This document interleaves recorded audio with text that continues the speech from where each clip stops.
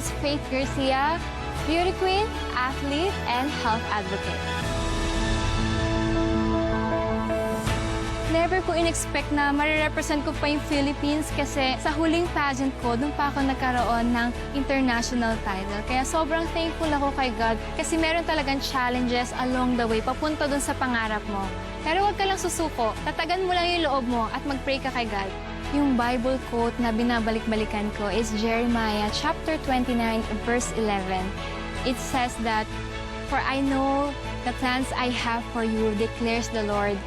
Plans to prosper and not to harm you. Plans to give you hope and a future."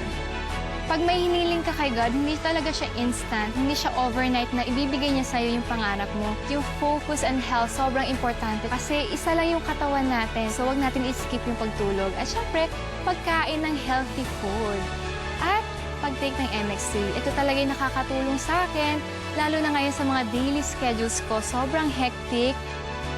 Iko-compare ko ang MX3 sa isang bike. Dahil sa tulong ng bike ko, parang MX3, makakaabot ako kung saan ako pupunta dahil sa tulong nito.